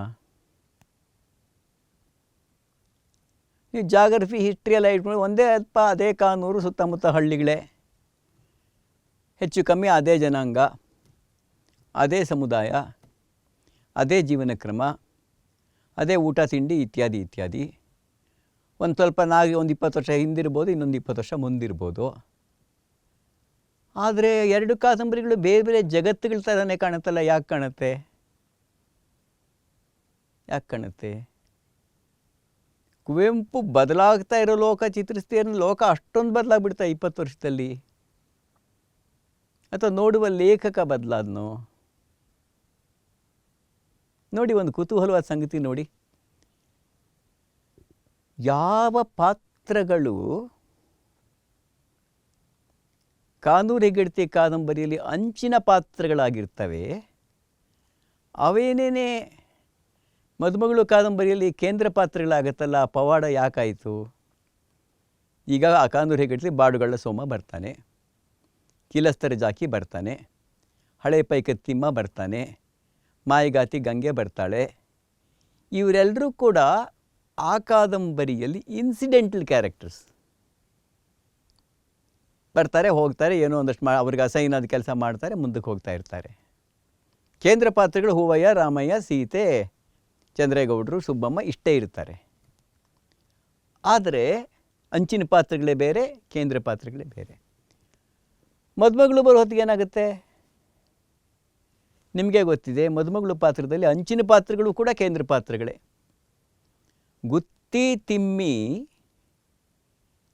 ಕಾನೂರು ಹೆಗ್ಗಡತಿಯಲ್ಲಿ ಇರಬಹುದಾದ ದಲಿತ ಪಾತ್ರಗಳದ್ದೇ ಮೊಮ್ಮಕ್ಕಳು, ಆ್ಯಕ್ಚುಲಿ ಮೊಮ್ಮಕ್ಕಳು ಮತ್ತೊಂದು ಆಗಿದ್ದರು ಕೂಡ, ಅಥವಾ ಕಾನೂರು ಹೆಗ್ಗಡತಿಯಲ್ಲಿ ಬರ್ತಕ್ಕಂಥ ಪಾತ್ರಗಳು ಮದುಮಗಳು ಕಾದಂಬರಿಯಲ್ಲಿ ಬರ್ತಕ್ಕಂಥ ಪಾತ್ರಗಳ ಮುಂದಿನ ಪೀಳಿಗೆಗಳು ಆಗಿದ್ರು ಕೂಡ ಗುತ್ತಿ ತಿಮ್ಮಿ ಐತಾ ಪಿಂಚಲು ಕೂಡ ಆ ಕಾದಂಬರಿಯಲ್ಲಿ ಕೇಂದ್ರಕ್ಕೆ ಬರ್ತಾರೆ. ಚಿನ್ನಮ್ಮ ಮುಕುಂದ ಇವನಿಗಿಂತ ಹೆಚ್ಚು ಪರಿಣಾಮ ಬೀರಿದ ಗುತ್ತಿ ತಿಮ್ಮಿ ಅನ್ನಿಸ್ಬಿಟ್ರೆ, ಐತಾ ಪಿಂಚಲು ಅನ್ನಿಸ್ಬಿಟ್ರೆ ಬದಲಾಗಿರೋದೇನು? ಕುವೆಂಪು ಅದೇ ಲೋಕನೇ ನೋಡಿದ್ದಲ್ವಾ? ಬದಲಾಗಿರೋದು ಎಲ್ಲಿ? ಕುವೆಂಪುನಲ್ಲಿ ಬದಲಾವಣೆ ಆಗಿರುತ್ತೆ. ಲೇಖಕ ಬದಲಾಗಿರ್ತಾ ಹೋಗ್ತಾನೆ. ಅವರೇ ಹೇಳ್ತಾರೆ, ಇಲ್ಲಿ ಯಾರೂ ಮುಖ್ಯರಲ್ಲ, ಇಲ್ಲಿ ಎಲ್ಲರೂ ಮುಖ್ಯ. ಅದೇನೇ ಕಾನೂರು ಹೆಗ್ಗಡ್ತಿಲಿ ಹೂವಯ್ಯನೇ ಮುಖ್ಯ ಅನ್ನೋ ಒಂದು ಮುಖ್ಯ ಹೌದಾ ಅನ್ನೋ ಒಂದು ಪ್ರಶ್ನೆಯನ್ನು ಕೇಳೋ ಒಂದು ಕ್ವಶನ್ ಮಾರ್ಕ್ ಇದ್ದರೂ ಕೂಡ ಕೊನೆಯಲ್ಲಿ ಹೂವಯ್ಯನ ದೃಷ್ಟಿಕೋನದಿಂದನೇ ಇಡೀ ಕಾದಂಬರಿ ಕಟ್ಟಿದಂಗೆ ಅನ್ನಿಸ್ತಾ ಇರುತ್ತೆ. ಹೂವಯ್ಯನ ದೃಷ್ಟಿಕೋನ ಅಂದರೆ ಕುವೆಂಪು ದೃಷ್ಟಿಕೋನ ಅಂತ ನಾನು ಹೇಳ್ತಾ ಇಲ್ಲ, ಆದರೆ ಕೇಂದ್ರ ಪಾತ್ರ ಅನ್ನೋ ದೃಷ್ಟಿಲಿ ಹೇಳ್ತಾ ಇರ್ತಕ್ಕಂಥದ್ದು. ಹಾಗಾಗಿ ಪೆರಿಫರಿಯಲ್ಲಿ ಇದ್ದಿದ್ದು ಯಾಕೆ ಸೆಂಟರ್ಗೆ ಬರುತ್ತೆ? ಸೆಂಟ್ರಲ್ಲಿ ಇದ್ದಿದ್ದು ಪೆರಿಫರಿಗೆ ಯಾಕೆ ಹೋಗುತ್ತೆ? ಇದು ಲೇಖಕನ ಜೀವನ ದೃಷ್ಟಿ ಬದಲಾದಾಗುತ್ತೋ? ಕಾರಂತರ ಬದಲಾದಂಗೆಲ್ಲ ಕಾರಂತರ ಕಾದಂಬರಿಗಳ ದೃಷ್ಟಿಕೋನ ಬದಲಾಗ್ತಾ ಹೋಯ್ತಲ್ಲ, ಯಾಕೆ ಹೋಯಿತು? ಈ ಪ್ರಶ್ನೆಗಳು ಕೇಳಿದಾಗ ಕಾದಂಬರಿ ಒಳಗೊಳ್ಳುವ ಲೋಕದರ್ಶನ, ಜೀವನ ದರ್ಶನ, ಅಂತರಂಗ ದರ್ಶನ, ವರ್ಣನೆ ಮಾಡುವ ರೀತಿ ಮತ್ತು ವೈಚಾರಿಕತೆಯನ್ನು ತುರುಕದಿದ್ದರೂ ವೈಚಾರಿಕತೆಯನ್ನು ನೇಯ್ಗೆಯಾಗಿ ಹೊಂದಿರತಕ್ಕಂಥ ರೀತಿ. ಮುಖ್ಯವಾದ ಕಾದಂಬರಿಗಳಲ್ಲೆಲ್ಲ ವೈಚಾರಿಕತೆ ಇಲ್ಲದೆ ಇರೋ ಸಾಧ್ಯತೆಯೇ ಇಲ್ಲ. ಆದರೆ ವೈಚಾರಿಕೆಗಳನ್ನ ಟಾಮ್ ಹೊಡ್ಕೊಂಡು ಅದನ್ನೇ ಪುಟಗಟ್ಟಲೆ ಅದನ್ನೇ ಬರೆಯೋ ಸಾಧ್ಯತೆಯೂ ಇಲ್ಲ, ಇರಬಾರ್ದು. ಇದನ್ನ ಹೇಗೆ ಮ್ಯಾನೇಜ್ ಮಾಡ್ತಾನೆ ಒಬ್ಬ ಕಾದಂಬರಿಕಾರ? ಕವಿತೆಯಲ್ಲಿ ಈ ಪ್ರಶ್ನೆಗಳು ಅಷ್ಟು ಮುಖ್ಯವಾಗದೇ ಇರ್ಬೋದು. ವರ್ಣನೆ ಯಾವುದು? ವರ್ಣನೆ ಯಾವುದನ್ನು ವರ್ಣನೆ ಮಾಡ್ತಾನೆ? ಕುವೆಂಪು ಅವರು ವರ್ಣನೆ ಮಾಡ್ತಕ್ಕಂಥ ಸಂಗತಿಗಳು ಯಾವುದು? ಕಾರಂತರ ವರ್ಣನೆ ಮಾಡ್ತಕ್ಕಂಥ ಸಂಗತಿಗಳು ಯಾವುದು? ಭೈರಪ್ಪನವರು ವಿವರವಾಗಿ ವರ್ಣಿಸ್ತಕ್ಕಂಥ ಸಂಗತಿಗಳು ಯಾವುದು? ಭೈರಪ್ಪನವರ ಪ್ರಕೃತಿ ವರ್ಣನೆ ಎಷ್ಟರ ಮಟ್ಟಿಗೆ ಬರುತ್ತೆ, ಎಲ್ಲಿ ಬರುತ್ತೆ ಅಂತ ಒಂದು ಪ್ರಶ್ನೆ ಕೇಳ್ಕೊಳ್ಳಿ. ಎಲ್ಲಿ, ಯಾವಾಗ, ಎಷ್ಟು ಬರುತ್ತೆ, ಯಾಕೆ ಬರಲ್ಲ? ಇನ್ನೊಬ್ಬ ಕಾದಂಬರಿಕಾರಲ್ಲಿ ಯಾಕೆ ಬರುತ್ತೆ? ತೇಜಸ್ವಿಯವರು ಕಾಡನ್ನು ವರ್ಣಿಸುವ ನಿರುಮ್ಮಳವಾದ ರೀತಿಗೂ ಅಂಥದೇ ಮಲೆನಾಡಿಂದ ಬಂದಿರತಕ್ಕಂಥ ಅನಂತಮೂರ್ತಿಯವರು ಕಾಡನ್ನು ಕಟ್ಟಿಕೊಡೋ ರೀತಿಗೂ ವ್ಯತ್ಯಾಸ ಏನಿದೆ? ಇದೆಲ್ಲ ಕೂಡ ಕಾದಂಬರಿಗಳು ಕೇಳ್ಕೊಳ್ತಕ್ಕಂಥ ವಿಶಿಷ್ಟವಾದ ಪ್ರಶ್ನೆಗಳು. ಕಾದಂಬರಿಗಳನ್ನ ಕಟ್ಟೋದು ಹೇಗೇನಿದೆ ಒಂದು ಪ್ರಶ್ನೆ ಇದು. ಕಾದಂಬರಿ ಕಾಲದಲ್ಲಿ ಹಿಂದಕ್ಕೆ ಹೋಗ್ಬೇಕಾ, ಮುಂದಕ್ಕೆ ಹೋಗ್ಬೇಕಾ, ಒಂದೇ ಸಮ ಹೋಗ್ಬೇಕಾ? ಈ ಪ್ರಶ್ನೆ ಕಾದಂಬರಿ ಬಗ್ಗೆ ಯೋಚನೆ ಮಾಡೋರೆಲ್ಲ ಕೇಳ್ಕೊಂಡಿದ್ದಾರೆ. ಕಾದಂಬರಿ ಬರೀಬೇಕಾದ್ರೆ ಮೊದಲಾಗಿದ್ದು ಮೊದಲು ಹೇಳಿ, ಕೊನೆಗಾಗಿದ್ದು ಕೊನೆಗೆ ಹೇಳಿ, ಮಧ್ಯ ಆಗಿದ್ದನ್ನು ಮಧ್ಯನೇ ಹೇಳೋ ಒಂದು ಕ್ರಮ ಇದೆ. ಕಾಲಾನುಕ್ರಮ ನಿರೂಪಣೆ ಅಂತ ನಾವು ಅದನ್ನು ಕರಿತೀವಿ. ಇನ್ನು ಕೆಲವು ಕೊನೆಯಲ್ಲಿ ಶುರುವಾಗ್ಬಿಟ್ಟು ಮುಂದಕ್ಕೆ ಹೋಗ್ತಾ ಇರುತ್ತದು. ಭಾಳ ನಮ್ಮ ಕಾಲದಲ್ಲಿ ತುಂಬ ಓದ್ತಾ ಇದ್ದ ಶಾಂತಿನಾಥ್ ದೇಸಾಯಿ ಅವರ ಮುಕ್ತಿ ಅನ್ನೋ ಕಾದಂಬರಿ ಇದೆ. ಪಾಸ್ಪೋರ್ಟ್ ಎಲ್ಲ ರೆಡಿಯಾಗಿದೆ, ನಾಳೆ ಬೆಳಗ್ಗೆ ನಾನು ಆಫ್ರಿಕಾ ದೇಶಕ್ಕೆ ಹೊರಡ್ತಾ ಇದ್ದೀನಿ, ಯಾವುದೋ ಒಂದು ದೇಶಕ್ಕೆ. ಇದರಿಂದ ಬಿಡುಗಡೆ, ಇದೆಲ್ಲದರಿಂದ ಬಿಡುಗಡೆ, ಮುಕ್ತಿ ಸಿಕ್ತು, ನಾ ಹೊರಟೆ ಬಿಟ್ಟೆ, ಇದುವರೆಗೆ ಈ ಪಡಿಪಾಟ್ಲಿಗೆ ವಿದಾಯ ಅಂತ ಹೇಳ್ಕೊಂಡು ಅದೇ ಪದಗಳನ್ನ ಬಳಸ್ತಾ ಇಲ್ಲ, ಅದರ ಸಮರಿ ಹೇಳ್ತಾ ಇದ್ದೀನಿ ಅಷ್ಟೇ ಅಂತ ಕಾದಂಬರಿ ಶುರುವಾಗುತ್ತೆ. ಆಮೇಲೆ ಏನು ಮಾಡುತ್ತೆ? ಕಾದಂಬರಿ ಟೈಮಲ್ಲಿ ಹಿಂದಕ್ಕೆ ಹೋಗೋಕ್ಕೆ ಶುರು ಮಾಡ್ತಾ ಹೋಗುತ್ತೆ. ಆ ಕಾದಂಬರಿಯನ್ನು ಹೇಳ್ತಾ ಇರೋನು ತನ್ನ ಗೆಳೆಯರು ಶ್ರೀಕಾಂತ, ಸತ್ಯೇಂದ್ರ, ಹೇಳ್ತಾ ಇರೋನ ಹೆಸರು ಗೌರೀಶ, ಅವನ ಕುಟುಂಬ, ಅಲ್ಲಿ ಬಂದಂಥ ಶ್ರೀಕಾಂತನ ತಂಗಿ ಕಾಮಿನಿ, ಇದೆಲ್ಲ ಹೇಳ್ತಾ ಮೂಲಕ ಅವನೇನು ಮಾಡ್ತಾನೆ, ಕೊನೆಯ ಹಂತದಲ್ಲಿ ಶುರು ಮಾಡ್ಕೊಂಡು ಹಿಂದೆ ನಡೆದಿದ್ದೆಲ್ಲ ಹೇಳ್ತಾ ಹೋಗ್ತಾ ಇರ್ತಾನೆ. ಕೊನೆಗೆ ಡಾಲಿ ಅನ್ನೋಳು ಹಿಂದಿನ ಕಾಲದಲ್ಲಿ ಇದ್ದೋಳೆ ಮತ್ತು ಬಂದಳು. ಅವನ ಕೊನೆಗೆ ಏನು ಮುಕ್ತಾಯ ಆಗುತ್ತೆ ಅಂದರೆ, ಬೇರೆ ದೇಶಕ್ಕೆ ಹೋಗ್ತೀವಿ ಅನ್ನೋ ತೀರ್ಮಾನನ ಕ್ಯಾನ್ಸಲ್ ಮಾಡಿಬಿಟ್ಟು ಇಲ್ಲೇ ಉಳ್ಕೋತೀನಿ ಅನ್ನೋ ತೀರ್ಮಾನಕ್ಕೆ ಬರ್ತಾನೆ ಸುಮಾರು. ಅಂದರೆ ನಿನ್ನ ಅವಲೋಕನ ಒಂದಿದೆ, ಪುನರವಲೋಕನ ಒಂದಿದೆ, ನಿನ್ನದೇ ಜೀವನದ ಅವಲೋಕನ ಒಂದಿದೆ, ಇಡೀ ಲೋಕದ ಅವಲೋಕನ ಇನ್ನೊಂದಿದೆ. ಇವೆಲ್ಲವೂ ಒಟ್ಟಾಗಿ ಏನು ಹೇಳುತ್ತೆ ಅಂದರೆ, ನೀನು ಜೀವನವನ್ನು ಹೇಗೆ ಅರ್ಥ ಮಾಡಿಕೊಂಡಿದ್ದೀಯಾ, ಹೇಗೆ ಅರ್ಥ ಮಾಡಿಕೊಳ್ಳುತ್ತಿದ್ದೀಯಾ, ನಿನ್ನ ಪ್ರಕಾರ ಜೀವನದ ಅರ್ಥ ಏನು, ಅದು ಮುಖ್ಯ ಹೌದೋ ಅಲ್ವಾ? ತುಂಬ ಸರಳವಾದ ಪ್ರಶ್ನೆ ಇದು. ಕಾರ್ನಾಡರ ತುಘಲಕ್ ನಾಟಕ ಎಂದು ಕೊನೆ ಆಗುತ್ತೆ ನೋಡಿ. ಇದೆಲ್ಲದರ ಅರ್ಥವೇನು ದೇವರೇ ಅಂತ ಎಂಡಾಗುತ್ತೆ. ಅದು ತುಗಲಕ್ಕೂ ಆಯ್ತು ಯಾವುದೊಂದು ನಾಟಕವೇ ಸಾಲದು. What is the meaning of all this? ದೇವ್ರನ್ನ ಕೇಳಿದ ಒಂದು ದೇವ್ರು ಹೇಳ್ತಾನೆ ಅನ್ನೋ ನಂಬಿಕೆನೂ ಇಲ್ಲ. ದೇವರು ಒಂದು ರೆಟರಿಕ್ ಅಷ್ಟೇ. ಇದೆಲ್ಲದರ ಅರ್ಥವೇನು? This is the way the world ends not with a bang but with a whimper ಅಂತ ಎಲಿಯಟ್ ಅನ್ನೋ ಕವಿತನ ಪದ್ಯದ ಒಂದು ಸಾಲನ್ನ ಹೇಳಿದ ಹಾಗೆ, ಏಕಕಾಲದಲ್ಲಿ ಒಂದು ಕಾದಂಬರಿ ಪ್ರಶ್ನೆಗಳನ್ನು ಕೇಳುತ್ತೆ, ಉತ್ತರಗಳನ್ನು ಕಂಡುಕೊಳ್ಳುತ್ತೆ. ಆ ಕಂಡುಕೊಳ್ಳೋ ಉತ್ತರ ಅವನ ಉತ್ತರ ಮಾತ್ರ ಆಗಿರೋದಿಲ್ಲ, ಆ ಪಾತ್ರಗಳ ಉತ್ತರ ಆಗಿರುತ್ತೆ. ಆ ಕಾದಂಬರಿಕಾರ ಸೃಷ್ಟಿಸ್ತಕ್ಕಂಥ ಪಾತ್ರಗಳಿದೆಯಲ್ಲ, ಆ ಪಾತ್ರಗಳೇನು ಸೂತ್ರದ ಗೊಂಬೆಗಳ ಅಥವಾ ಪಾತ್ರಗಳ? ಕಾದಂಬರಿಕಾರ ಇಷ್ಟಪಟ್ಟಂತೆ ಅವನು ಹೇಳಿದಂತೆ ನಡೆದುಕೊಳ್ಳುವಂಥ ಪಾತ್ರಗಳು ಸೂತ್ರದ ಗೊಂಬೆಗಳು ಅಂಥವಿರುತ್ತೆ. ಹೌದು, ಅವಂತ ಹಂಗೆ ಇರುತ್ತಪ್ಪ. ನಮಗೆಲ್ಲ ಏನು ಅನಿಸುತ್ತೆ ಓದೋರಿಗೆ, ಅಯ್ಯೋ ಹೂವು ಏನು ಪಾತ್ರ ಮಾಡಿದ್ದು ಕುವೆಂಪು ಅಲ್ವಾ, ಗುತ್ತಿ ಪಾತ್ರ ಮಾಡಿದ್ದು ಕುವೆಂಪು ಅಲ್ವಾ, ಸೊ ಗುತ್ತಿಗೆ ಏನಾಗುತ್ತೆ ಅನ್ನೋ ಕುವೆಂಪು ಡಿಸೈಡ್ ಮಾಡ್ತಾರೆ. ಇನ್ನೊಬ್ಬನಿಗೇನೋ ಆಗುತ್ತೆ ಅವರೇ ಡಿಸೈಡ್ ಮಾಡಬೇಕು. ಚೋಮಂದುಡಿಲಿ ಏನೇನಾಯಿತೋ ಅದು ಅವರವರೇ ಕಾರಂತರೇ ಡಿಸೈಡ್ ಮಾಡಿರ್ತಾರೆ. ಇದು ತಕ್ಷಣ ಅನಿಸೋದು. ಆದರೆ ಅನೇಕ ಲೇಖಕರು ಏನು ಹೇಳ್ತಾರೆ ಅಂದರೆ, ಈ ಪಾತ್ರಗಳನ್ನು ನಾನು ಕಂಡ ಹಾಗೆ ಚಿತ್ರಿಸುವುದಲ್ಲ, ಅವು ಇರುವ ಹಾಗೆ ಕಾಣುವುದು. ಪಾತ್ರಗಳನ್ನು ಕಾಣುವುದು, ಪಾತ್ರಗಳನ್ನು ಕಟ್ಟುವುದು, ಎರಡಕ್ಕೂ ಇರೋ ಸಂಬಂಧ ಏನು? ಕಾಣ್ತಾ ಕಾಣ್ತಾನೇ ಕಟ್ತಾ ಹೋಗ್ತೀಯೋ ಅಥವಾ ಕಂಡಿರೋದನ್ನು ಕಟ್ಟೋಕೆ ಹೋಗ್ತೀಯೋ? ನೀನು ಯಾವುದೋ ಒಂದು ಪಾತ್ರವನ್ನು ಒಂದು ಸಿಚುಯೇಷನಲ್ಲಿ ಇಟ್ಬಿಟ್ಟು ಅದು ಏನು ಮಾಡುತ್ತೆ ಅಂತ ನೋಡಿದಾಗಲೇ ನಿಮ್ಗೆ ಅದು ಗೊತ್ತಾಗೋದು ಅನ್ನೋದು ಏನು ಹೇಳ್ತಾರೆ ಅದರಲ್ಲಿ, ಆ ಕಾದಂಬರಿಗೆ ಆ ಥರ ಥಿಯರಿನಲ್ಲಿ. Characters outgrow the author.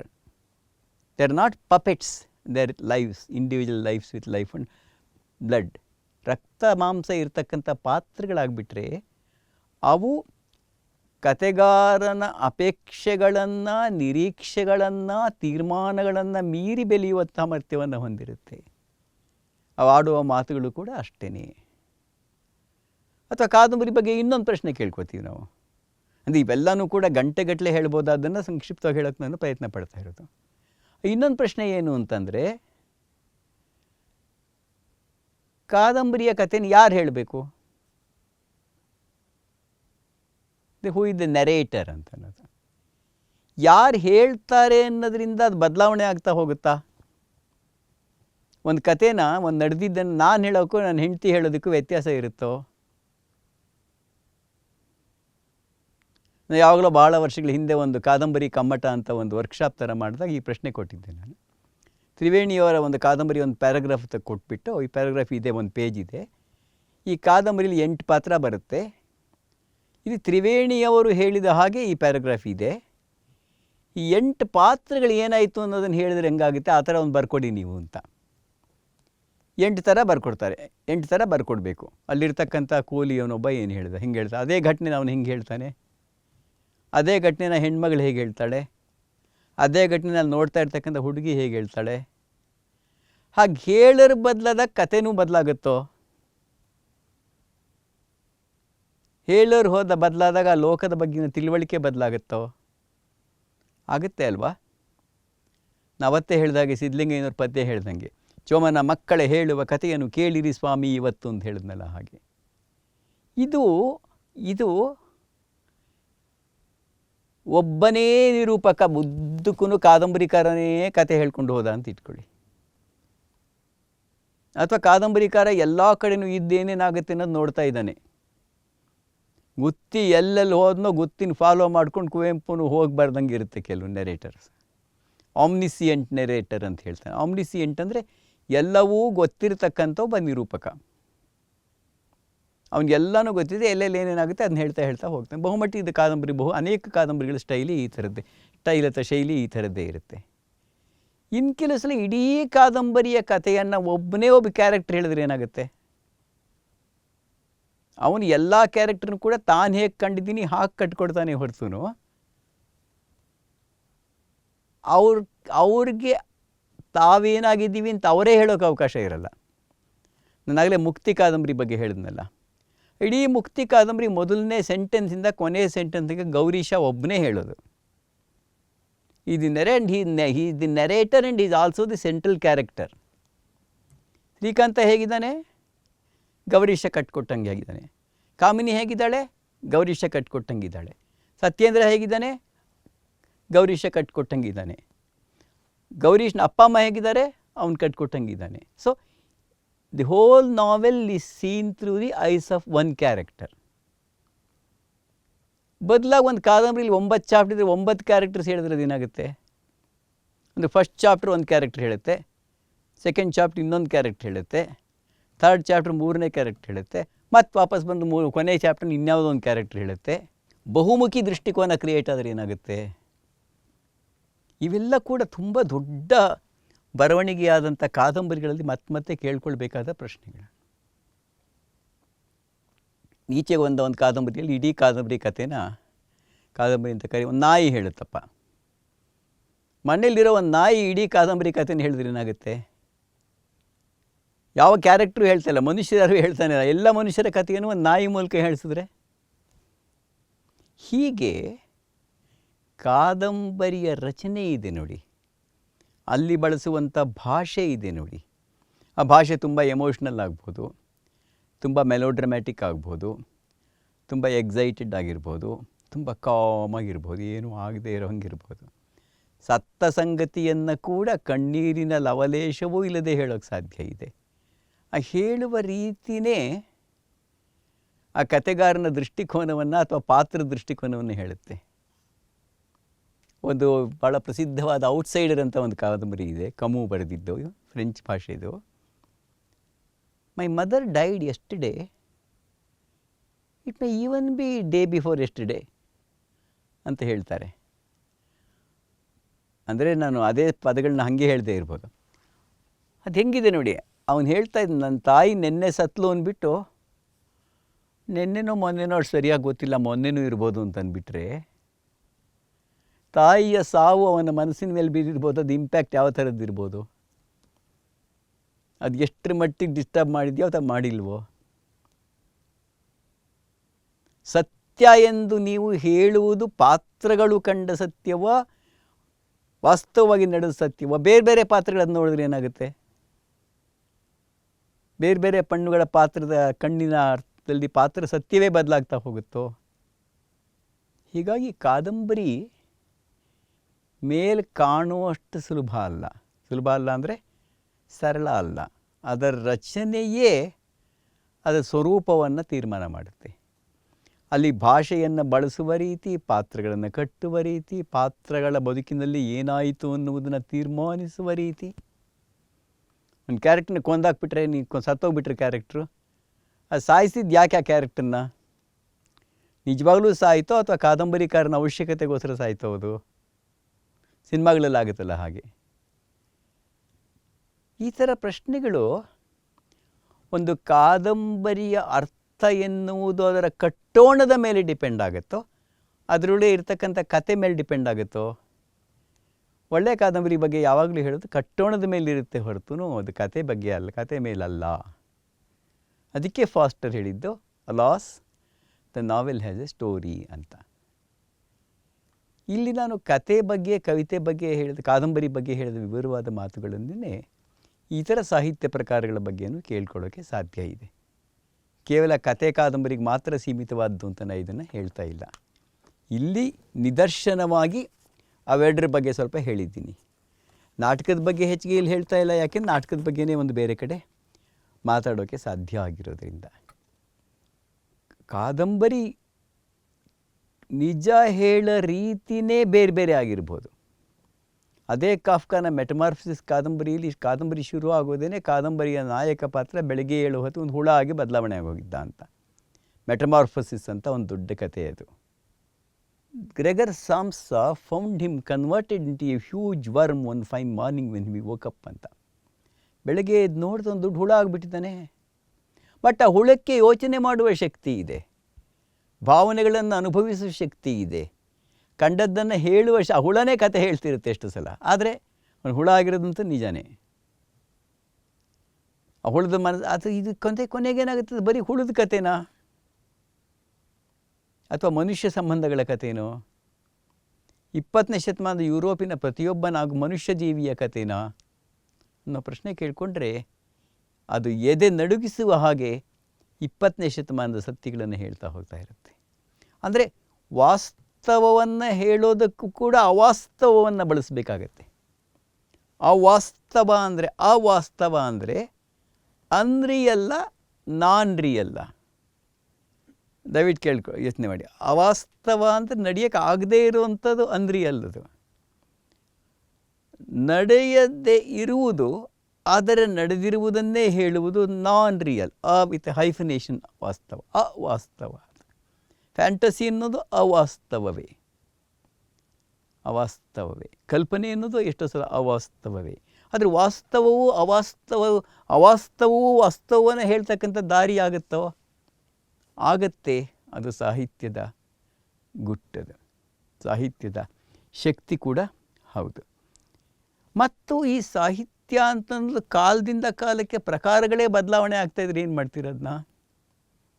200-300 ವರ್ಷಗಳ ಹಿಂದೆ ಕಾದಂಬರಿ ಅನ್ನೋದು ಶುರುವಾದಾಗ ಇದ್ದ ಕಾದಂಬರಿಗೂ, ಸಣ್ಣ ಕತೆ ಅನ್ನೋದು ಇದ್ದಾಗ ಶುರುವಾದ ಕಾದಂಬರಿಗಳು ಕಥೆಗೂ, ಗ್ರೀಕ್ ನಾಟಕ 3000 ವರ್ಷಗಳ ಹಿಂದೆ ಬರೆದಾಗಿದ್ದಂಥ ನಾಟಕಕ್ಕೂ ಕಾಲ ಕಳೆದಾಗ ನಾಟಕನೇ ಬದಲಾವಣೆ ಆಗ್ತಾ ಹೋಗುತ್ತೆ, ಕಾದಂಬರಿನೇ ಬದಲಾವಣೆ ಆಗ್ತಾ ಹೋಗುತ್ತೆ. ಈ ಬದಲಾದುದನ್ನು ನಾವು ಹೇಗೆ ತೆಗೆದುಕೊಳ್ಳಬೇಕು ಓದುಗರು? ಈಗ ನೋಡಿ, ನಾವು ಇವಾಗ ಓದ್ತಿದ್ದೀವಪ್ಪ, ನಮ್ಮ ಎದುರುಗಡೆ ಓದಿಗಿರ್ತಕ್ಕಂಥ ಸಾಮಗ್ರಿ ಯಾವುದು? 21ನೇ ಶತಮಾನದಲ್ಲಿ ಬರೆದಿದ್ದ, 20ನೇ ಶತಮಾನದಲ್ಲಿ ಬರೆದಿದ್ದ? ಬಸವಣ್ಣವರು ಅಕ್ಕಮಹಾದೇವಿ ಬರೆದಿದ್ದಲ್ವಾ? ಪಂಪ ಬರೆದಿದ್ದಲ್ವಾ? ಸೊ ಕಾಲದಲ್ಲಿ ಹಿಂದೆ ಚಲಿಸಿದಂಗೆ ಇರೋದು ನಾವು ಓದಬೇಕಾದ್ದೇನೆ. ಅಂದರೆ ನಾನು ಹೇಳ್ತಾ ಇರೋದು, ಲೇಖಕನಿಗೆ ಆಯ್ಕೆ ಅಪಾರ ಅಲ್ಲ. ಅವನು ತನ್ನ ಕಾಲದ, ತನ್ನ ಬದುಕಿನ, ತನ್ನ ತಲ್ಲಣಗಳನ್ನು, ತನ್ನ ಚಿತ್ರಗಳನ್ನು ಎಲ್ಲ ಕಾಲಕ್ಕೂ ಸಲ್ಲುವ ಹಾಗೆ ಬರೀಬೇಕು ಕಾದಂಬರಿಕಾರ, ಕಥೆಗಾರ, ಕವಿ. ಓದುಗನಿಗಿರ್ತಕ್ಕಂಥ ಆಯ್ಕೆ ಅಪಾರ. ಅವನು ಎಲ್ಲ ಕಾಲ ದೇಶಗಳಲ್ಲಿ ಬರೆದಿದ್ದನ್ನು ಓದ್ಬೋದು, ಓದಿದ್ದನ್ನು ತನ್ನ ಕಾಲಕ್ಕೆ, ತನ್ನ ಬದುಕಿಗೆ, ತನ್ನ ಚಿಂತನೆಗೆ, ತನ್ನ ಲೋಕಕ್ಕೆ ಅನ್ವಯ ಮಾಡ್ಕೋತಾ ಹೋಗ್ತಾ ಇರ್ತಾನೆ. ಎಲ್ಲ ಕಾಲಕ್ಕೂ ಸಲ್ಲುವುದಂತೆ ಮಾಡಿಕೊಳ್ತಾನಷ್ಟೇ. ಸಲ್ಲುವ ಶಕ್ತಿ ಇದ್ದದ್ದನ್ನು ಓದ್ತಾನೆ, ಇಲ್ಲದನ್ನು ಬಿಸಾಕ್ತಾನಷ್ಟೇ. ಹಂಗಾಗುತ್ತದು. ಅದರಿಂದನೇ ನಮ್ಮ ಪ್ರಶ್ನೆ ಇರೋದು, ಹಳೆಯದನ್ನು ಇಂದು ಓದೋದು ಹೇಗೆ? ಪಂಪ ಭಾರತವನ್ನು 1000 ವರ್ಷಗಳ ಹಿಂದಿನ ಕಥೆಯಾಗಿ ಓದಬೇಕಾ, ಇಂದಿನ ಕಥೆಯಾಗಿ ಓದಬೇಕಾ? ಹಿಂದಿನ ಕಥೆಯನ್ನು ಇಂದಿನ ಕಥೆಯಾಗಿ ಓದೋದ್ರೆ ಹೇಗೆ ಅಂಥದ್ದೇ ಇನ್ನೊಂದು ಪ್ರಶ್ನೆ. ಈ ಪ್ರಶ್ನೆಗಳೆಲ್ಲ ಒಂದೊಂದನ್ನು ನಾನು ತುಂಬ ವಿವರವಾಗಿ ಹೇಳ್ತಾ ಇಲ್ಲ. ಕಾದಂಬರಿಯಲ್ಲಿರ್ತಕ್ಕಂಥ ಪಾತ್ರಗಳ ತಿಳುವಳಿಕೆಯ ಯೋಚನೆಯ ಕ್ರಮಕ್ಕೂ ಓದ್ತಾ ಇರ್ತಕ್ಕಂಥ ನನ್ನ ನಿಮ್ಮ ಯೋಚನೆಯ ತಿಳುವಳಿಕೆಯ ಕ್ರಮಕ್ಕೂ ವ್ಯತ್ಯಾಸ ಬಂದರೆ ಏನಾಗುತ್ತೆ? ಘರ್ಷಣೆ ಬಂದರೆ ಏನಾಗುತ್ತೆ? ನಾನು ಹೀಗೆ ಯೋಚನೆ ಮಾಡ್ತಾಯಿದ್ದೀನಿ, ಇದು ಸರಿ ಅಂದ್ಕೊಂಡಿದ್ದೀನಿ, ಈ ಪಾತ್ರ ಹೀಗೆ ಯೋಚನೆ ಮಾಡ್ತಾಯಿದ್ದೆ, ನಾನು ಅಂದ್ಕೊಂಡ್ರೆ ತಪ್ಪು ಅಂತ ಹೇಳ್ತಿರುತ್ತೆ. ಈ ಮೌಲ್ಯ ಸಂಹಿತೆ, ವ್ಯಾಲ್ಯೂ ಸಿಸ್ಟಮ್ ಇದೆಯಲ್ಲ, ಇವುಗಳ ನಡುವೆ ವ್ಯತ್ಯಾಸ ಬಂದಾಗ ಅದನ್ನು ಹೇಗೆ ತೊಗೊಳ್ಳೋದು? How do you tackle it? How do you manage it? You still accept it or not? ಅದನ್ನು ಒಪ್ಕೊಂಡ್ರೆ ಹೇಗೆ ಒಪ್ಕೋತೀಯಾ? ಒಪ್ಕೊಂಡ್ರೆ ಯಾವ ಭಿನ್ನಾಭಿಪ್ರಾಯಗಳೊಂದಿಗೆ ಒಪ್ಕೋತೀಯಾ? ಯಾವ ಬದಲಾವಣೆಗಳೊಂದಿಗೆ ಒಪ್ಕೋತೀಯಾ? ಈ ಪ್ರಶ್ನೆ ಹಳೆಯದನ್ನು ಓದುವ ಹಾಗೆಯೇ ನಿನ್ನ ಮೌಲ್ಯ ಸಂಹಿತೆಗೂ ಆ ಕೃತಿಯೊಳಗಿನ ಮೌಲ್ಯ ಸಂಹಿತೆಗೂ ಇರತಕ್ಕಂಥ ವ್ಯತ್ಯಾಸ ನಿನ್ನ ಮೇಲೆ ಬೀರೋ ಪರಿಣಾಮ ಏನು? 20ನೇ ಶತಮಾನದಲ್ಲಿ ಲಿಬರಲ್ ಆದ ಒಂದು ಬರವಣಿಗೆ, ಉದಾಹರಣೆಗೆ ನನ್ನ ಗೆಳೆಯ ವಸುಧೇಂದ್ರ ಅವರು ಒಂದು ನಿಶ್ಚಿತವಾದ ಜೀವನ ಕ್ರಮದ ಬಗ್ಗೆ ಒಂದು ಕಥೆಗಳನ್ನ, ಕಾದಂಬರಿನ ಬರೆದರು ಈಚೆಗೆ. ಅದು ಎಲ್ಲರ ಮನಸ್ಸಲ್ಲೂ ಯಾವ್ಯಾವ ರೀತಿಯ ಪ್ರತಿಕ್ರಿಯೆಗಳನ್ನ ಹುಟ್ಟಿಸ್ತು? ಗಂಡು ಹೆಣ್ಣಿನ ಸಹಜ ಸಂಬಂಧ ಅಂತ ನಾವು ಸಹಜ ಇನ್ವರ್ಟೆಡ್ ಕಾಮದಲ್ಲಿ ಹೇಳ್ತಾ ಬಂದಿದ್ದೀವಲ್ಲ, ಆ ಸಂಬಂಧದ ವ್ಯತ್ಯಯಗಳನ್ನು ಬರೆದ ಕುರಿತು ಅವ್ರು ಹೇಳಿದ್ದನ್ನು ಹೇಗೆ ನಾವು ಗುರುತಿಸಿದ್ವಿ? So this is a clash of value systems. ಈ ಕ್ಲ್ಯಾಶ್ ಪರಿಣಾಮ ಏನಾಗುತ್ತೆ ಓದುಗರಲ್ಲಿ? How do you accept it? ಬೇರೆ ಬೇರೆ ವ್ಯಾಲ್ಯೂ ಸಿಸ್ಟಮ್ ಇದ್ದಿದ್ದನ್ನು ನಾವು ನಮಗೆ ಬೇಕಾದ ಓದ್ಬಿಟ್ಟು ಬೇರೆದನ್ನು ಓದ್ದೇನೆ ಇದ್ರಿ ಅಂತ ತಪ್ಪೋ ಸರಿನಾ ಅದು? ನಾನು ಯಾವುದನ್ನು ಒಪ್ತೀನೋ ಅದನ್ನು ಮಾತ್ರ ಓದ್ತೀನಿ ಅಂದರೆ ನಾನು ಬೆಳೆಯೋಕ್ಕೂ ಸಾಧ್ಯ ಇಲ್ಲ, ಬದಲಾಗೋಕ್ಕೂ ಸಾಧ್ಯ ಇಲ್ಲ. ನಾನು ಒಪ್ಪದೇ ಇರುವುದನ್ನು ಓದಿ ಅದರಿಂದ ಏನು ಕಲ್ತ್ಕೋಬೇಕು ಅಂತ ಯೋಚನೆ ಮಾಡೋಕ್ಕೆ ಸಾಧ್ಯವಾ? ಅದು ಇನ್ನೊಂದು ಪ್ರಶ್ನೆ ಅಲ್ವಾ? ಹೀಗಾಗಿ ಭಾಷೆ ಅನ್ನೋದು ಕೂಡ ಭಾಷೆಯ ಬೇರೆ ಬೇರೆ ಪಾಸಿಬಿಲಿಟೀಸ್ನ ಕಂಡ್ಕೋತಾ ಹೋಗೋದೇ ಸಾಹಿತ್ಯ ಸದಾ ಮಾಡ್ತಕ್ಕಂಥ ಕೆಲಸ. ಕನ್ನಡ ಭಾಷೆನ ಪಂಪನ ಕಾಲಕ್ಕೆ ಹೇಗೆ ಬಳಸಿದ್ರೋ, ಬಸವಣ್ಣನ ಕಾಲಕ್ಕೆ ಹೇಗೆ ಬಳಸಿದ್ರೋ, ಬೇಂದ್ರೆ ಕಾಲಕ್ಕೆ ಯಾಕೆ ಬಳಸಿದ್ರೋ, ಈಗ ನಾವು ಹೇಗೆ ಬಳಸ್ತೀವಿ, ಇನ್ನು 500 ವರ್ಷ ಬಿಟ್ಟು ಹೇಗೆ ಬಳಸ್ಬೋದು? ಇದು ಭಾಷೆ ಒಳಗಿರೋ ಪಾಸಿಬಿಲಿಟಿನೇ ಹೊರತು ಲೇಖಕ ಕ್ರಿಯೇಟ್ ಮಾಡೋ ಪಾಸಿಬಿಲಿಟಿ ಅಲ್ಲ. ಇಂಗ್ಲೀಷಲ್ಲಿ ಏನೋ ಬರೆದ ಹಾಗೆ ಕನ್ನಡದಲ್ಲಿ ಬರೆಯೋಕ್ಕಾಗದೇ ಇರ್ಬೋದು, ಫ್ರೆಂಚಲ್ಲಿ ಮತ್ತೇನೋ ಬರೆಯೋಕ್ಕಾಗ್ಬೋದು, ಯಾವುದೋ ಕೊರಗರ ಭಾಷೆಯಲ್ಲಿ ಮತ್ತೇನೋ ಬರೆಯೋಕ್ಕಾಗ್ಬೋದು. ಪ್ರತಿಯೊಂದು ಭಾಷೆಗೂ ತನ್ನದೇ ಕಟ್ಟುಪಾಡುಗಳಿದೆ, ತನ್ನದೇ ಆದಂಥ ಬೆಳವಣಿಗೆಯ ಸಾಧ್ಯತೆ ಕೂಡ ಇದೆ. ಇದು ಸಾಹಿತ್ಯ ಈ ಕೆಲಸನ ಮಾಡ್ತಾನೇ ಇರುತ್ತೆ, ನಾವು ಅದನ್ನು ಗಮನಿಸ್ತಾನೇ ಇರಬೇಕು. ಇದೆಲ್ಲದರ ಜೊತೆಯಲ್ಲೂ ಕೂಡ ನಮ್ಮ ಇವತ್ತಿನ ಒಂದು ಸನ್ನಿವೇಶ, ತಂತ್ರಜ್ಞಾನದ ಸನ್ನಿವೇಶ, ಅದು ತಂತ್ರಜ್ಞಾನದ ಇವತ್ತು ಬಂತು ಅಂತ ಅಂದ್ಕೋಬೇಡಿ ನೀವು, ಹಾಗೇನಿಲ್ಲ. ಬರವಣಿಗೆ ಇಲ್ಲದೇ ಇದ್ದ ಕಾಲದಲ್ಲಿ ಬರವಣಿಗೆ ಬಂದಿದ್ದು ಒಂದು ಟೆಕ್ನಾಲಜಿನೇ. ಮೌಖಿಕ ಸಾಹಿತ್ಯ ಇದ್ದು ಬರೀ ಮಾತಿನ ಮೂಲಕನೇ ಸಾಹಿತ್ಯ ಸೃಷ್ಟಿಯಾಗ್ತಾ ಇದ್ದಂಥ, ಸಂವಹನ ಆಗ್ತಾ ಇದ್ದಂಥ ಒಂದು ಕಾಲದಲ್ಲಿ ಬರಿಬೋದಪ್ಪ, ಇದನ್ನು ಇಟ್ಕೋಬೋದು, ಬರಹದಿಂದನೇ ಒಂದು ಬಗ್ಗೆ ಪರ್ಮನೆನ್ಸ್ ಕೊಡ್ಬೋದು ಅಂತ ಆಗಿದ್ದೇನೆ ಒಂದು ದೊಡ್ಡ ಸಾಧ್ಯತೆ ಅದು. ಆಮೇಲೆ ಮುದ್ರಣ ಬಂತು, ಪ್ರಿಂಟಿಂಗ್ ಬಂತು. ನೀವು ಬರವಣಿಗೆ ಶಾಸನದಲ್ಲೋ ಓಲೆಗರಿಲೋ ಬರೆದು 26 ಕಾಪಿ 36 ಕಾಪಿ ಒಂದು ಕಾಪಿ ಮಾಡೋದೇ ಕಷ್ಟ ಅಂತ ಕಾಲದಲ್ಲಿ 10,000 ಕಾಪಿ ಪ್ರಿಂಟ್ ಮಾಡಿ ಎಲ್ಲರಿಗೂ ಕೊಡ್ಬೋದು ಅಂದ ತಕ್ಷಣ, ಒಂದು ಪೇಂಟಿಂಗ್ನ ಡೂಪ್ಲಿಕೇಟ್ಗಳನ್ನು, ಪ್ರಿಂಟ್ಗಳನ್ನು ಪ್ರಪಂಚಕ್ಕೆ ಕೊಡ್ಬೋದು ಅನ್ನೋ ಸನ್ನಿವೇಶ ಬಂದ ತಕ್ಷಣ ಆ ಕಲೆಗಳ ಒಂದು ರೀತಿ ಎಕ್ಸ್ಕ್ಲೂಸಿವಿಟಿ, ಕೆಲವರಿಗೆ ಮಾತ್ರ ತಲುಪಬೇಕು ಅನ್ನೋ ಒಂದು ಗುಣ ಹೊರಟೋಗ್ತಾ ಇರುತ್ತದೆ. ಅದರಿಂದ ಎಷ್ಟೋ ಬದಲಾವಣೆ ಆಗುತ್ತಲ್ಲ ಕಲೆಯಲ್ಲಿ. ಹಾಗೆ ಕಂಪ್ಯೂಟರ್ ಬಂತು, ಇವಾಗಿನ ಸೋಷಿಯಲ್ ಮೀಡಿಯಾ ಬಂದಿದೆ. ಅದೆಲ್ಲಕ್ಕಿಂತ ಹೆಚ್ಚಾಗಿ ಗಾಬರಿ ಹುಟ್ಟಿಸುವ ಹಾಗೆ ಆರ್ಟಿಫಿಷಿಯಲ್ ಇಂಟೆಲಿಜೆನ್ಸ್. ಕುವೆಂಪು ಥರ ಒಂದು ಪದ್ಯ ಬರ್ಕೊಡು ಅಂದರೆ ಬರ್ಕೊಡ್ತಕ್ಕಂಥ ಒಂದು ಮಷಿನ್ ಬಂದುಬಿಟ್ರೆ ಏನು ಮಾಡೋದು? ಮೊನ್ನೆ ಎಲ್ಲೋ ಓದ್ತಾ ಇದ್ದೆ, ಒಂದೇ ಒಂದು ಹಾಡನ್ನು 5 ಜನ ಜ್ಞಾನಪೀಠ ವಿಜೇತ ಲೇಖಕರ ಬಾಯಲ್ಲಿ ಈ ಪದ್ಯ ಬರೆದು ಅದನ್ನು ಹೇಳಿದಂತೆ ಮಾಡಿದ್ದೀವಿ ನಾವು ಅಂತಂದಾಗ. ಬೇಂದ್ರೆ ಹೋಗಿ ಎಷ್ಟೋ ದಿನ ಆಯಿತು, ಯಾರು ಕುವೆಂಪು, ಬೇಂದ್ರೆ, ಕಾರಂತ, ಮಾಸ್ತಿ ಯಾರೂ ಇಲ್ಲವೇ ಇಲ್ಲ. ಅವರುಗಳು ಪದ್ಯ ಓದ್ರೆ ಹೇಗಿರುತ್ತೆ ಅನ್ನೋದನ್ನು ರೀಕ್ರಿಯೇಟ್ ಮಾಡಿ ನಮಗೆ ಕೊಡುತ್ತಂತೆ ಈ artificial intelligence. How does literature tackle these things? ಸಾಹಿತ್ಯ ಇವೆಲ್ಲವನ್ನೂ ಅನುಸಂಧಾನ ಮಾಡುವುದು ಹೇಗೆ, ನೆಗೋಷಿಯೇಟ್ ಮಾಡೋದು ಹೇಗೆ, ಅದನ್ನು ಒಳಗೊಳ್ಳುವುದು ಹೇಗೆ, ಅದನ್ನು ಮೀರುವುದು ಹೇಗೆ, ಅದರ ಪರಿಣಾಮವಾಗಿ ಬದಲಾವಣೆಗಳನ್ನು ಮಾಡಿಕೊಳ್ಳುವುದು ಹೇಗೆ, ಇದೆಲ್ಲದರ ಪರಿಣಾಮವಾಗಿ ಸಾಹಿತ್ಯಕ್ಕಿರ್ತಕ್ಕಂಥ ಭವಿಷ್ಯ ಏನು, ಸಾಹಿತ್ಯ ಯಾವ ಹೊಸ ಪ್ರಕಾರಗಳನ್ನು ಕಂಡುಕೊಳ್ಳುತ್ತೆ, ಯಾವ ಪ್ರಕಾರಗಳನ್ನು ಕಳ್ಕೊಳ್ಳುತ್ತೆ, ಈ ಕಳಕೊಳ್ಳುವ, ಉಳಕೊಳ್ಳುವ, ಕಂಡುಕೊಳ್ಳುವ, ಕಟ್ಟಿಕೊಳ್ಳುವ ಎಲ್ಲ ಪ್ರಕಾರಗಳ ಒಂದು ದೊಡ್ಡ ನೇಯ್ಗೆಯಲ್ಲಿ ದ ಟೇಸ್ಟ್ರಿ ಆಫ್ ಲಿಟರೇಚರ್ ಅಂತೀವಲ್ಲ, ಇಡೀ ಸಾಹಿತ್ಯದ ಒಂದು ದೊಡ್ಡ ಚಿತ್ರಪಟ ಇದೆಯಲ್ಲ, ಆ ಪಟದ ಸ್ವರೂಪ ಕನ್ನಡದ ಮಟ್ಟಿಗೆ ಏನಾಗುತ್ತೆ? ಈ ಪ್ರಶ್ನೆಗಳೆಲ್ಲವೂ ಕೂಡ ಪ್ರಾಯಶಃ ನನ್ನ ಪೀಳಿಗೆಯವರು ಉತ್ತರ ಕಾಣಲಾಗದ ಪ್ರಶ್ನೆಗಳಿರ್ಬೋದು. ಆದರೆ ಉತ್ತರ ಇದೆಯಲ್ವ ಭವಿಷ್ಯದ ಗರ್ಭದಲ್ಲಿ. ಅದನ್ನು ಕಾಣುವ, ನಮ್ಮ ಕಾಲದಲ್ಲಿ ನಮಗೆ ಕೈಗೆ ಸಿಕ್ಕಿದ್ದನ್ನು ಪಡೆದುಕೊಳ್ಳುವ ಒಂದು ಅವಕಾಶ ನನಗೂ ಇದೆ, ನಿಮಗೂ ಇದೆ, ಮುಂದೆ ಬರೋರಿಗೂ ಇರುತ್ತೆ. ಈ ಒಂದು ಪ್ರಕ್ರಿಯೆ ನಡೀತಾ ಇದ್ದರೆ ನನಗೆ ಅನ್ನಿಸುವ ಹಾಗೆ ಖಂಡಿತವಾಗಿಯೂ ನಮ್ಮ ಆರೋಗ್ಯಕ್ಕೆ ಒಂದು ಬಗೆಯ ಸಮತೋಲನ ಸಿಕ್ಕತ್ತೆ ಅಂತ ನಾನು ಖಚಿತವಾಗಿ ನಂಬಿದ್ದೀನಿ.